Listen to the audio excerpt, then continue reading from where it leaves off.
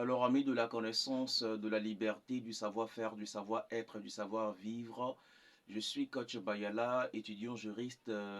Alors, je voudrais, n'est-ce pas, me prononcer sur l'affaire Balthazar. Alors, aujourd'hui, il est admis, n'est-ce pas, par toutes les intelligences loyales que tout le monde parle de l'affaire Balthazar sans réellement dénicher le problème au fond, sans parler juridiquement et sans parler droit. Pourquoi je le dis? Vous allez regarder sur TikTok, sur Facebook, sur YouTube. Ce sont des spéculations, ça et là, des commentaires dévoyés de sens et dénudés, n'est-ce pas, de tout argument juridique et intelligible. Alors, je ne pouvais pas, n'est-ce pas, rester là comme ça, les bras croisés, sans également apporter ma touche, ma pierre, n'est-ce pas, à l'édification des consciences loyales. Voyez-vous, Balthazar, qui est un homme d'affaires équato-guinéen, a réalisé des sextapes, des vidéos au cours de ses rapports sexuels. Les images laissent à désirer. Les images montrent effectivement que Balthazar avait, n'est-ce pas, l'intention de procéder à des enregistrements de ses rapports sexuels. Donc nous, on dira dans le langage juridique de ces commerces charnels. Est-ce une bonne chose? À quel moment Balthazar peut être incriminé au regard du droit ivoirien? L'état actuel de mes connaissances juridiques ne me permet pas de me prononcer compétemment sur le droit équato-guinéen en raison, n'est-ce pas, de l'inaccessibilité de leurs droits aux francophones, puisque nous sommes francophones, ils ne sont pas francophones. Alors, il est très difficile d'avoir accès, n'est-ce pas, à leurs droits. Mais tout compte fait, puisque le temps est déjà imparti, je me donnerai le temps, n'est-ce pas, de faire des recherches sur leur loi pénale. Qu'est-ce que concrètement leur loi pénale prévoit? Mais si Balthazar était en Côte d'Ivoire, ou si Balthazar était ivoirien, alors comment est-ce que la loi allait trancher cette situation?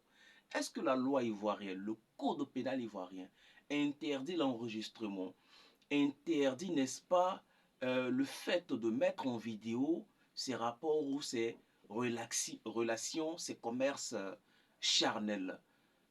Le droit, la loi pénale ivoirienne ne l'interdit pas. Mais qu'est-ce que la loi interdit concrètement? La loi interdit l'enregistrement et la diffusion sans consentement.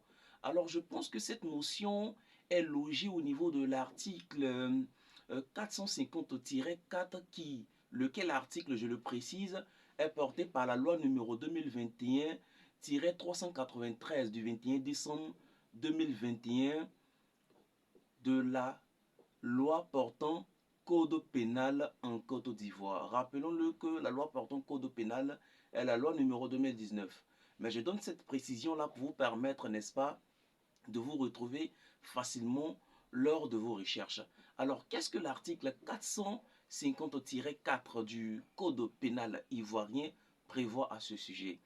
L'article dispose qu'est puni d'un emprisonnement de 2 ans à 5 ans et d'une amende de 3 millions à 6 millions de francs CFA quiconque aura de quelque manière que ce soit procédé à des enregistrements d'images, de vidéos sur des situations de nature sexuelle obtenues, n'est-ce pas, avec l'autre partie, c'est-à-dire l'autre partenaire, mais qui ont été diffusés sans son consentement. Donc la question qui se pose ici, c'est de savoir, est-ce que c'est Balthazar en réalité lui-même qui a diffusé des informations? Si oui, est-ce que Balthazar a obtenu le consentement de ces autres parties avant, n'est-ce pas, de diffuser ces informations? Est-ce que Balthazar, en réalité, était consentant ou est-ce que les partenaires de Balthazar étaient consentants? Alors, dans le droit ivoirien, on va chercher, n'est-ce pas, à départager le consentement. S'il n'y a pas de consentement des parties des partenaires, alors à ce moment-là, Balthazar pourra être condamné de 2 ans à 5 ans d'emprisonnement et va s'en sortir avec bien évidemment une amende de 3 millions à 6 millions de francs CFA. Alors, nous allons faire encore des recherches sur le droit guinéen et revenir sur la question. Faites beaucoup attention lors de la diffusion de vos images, lors de la diffusion de vos nus de nudité. C'est très très dangereux pour l'opinion publique nationale. Merci, c'était Hubert Bayala, étudiant juriste, coach en art oratoire et en prise de parole en public.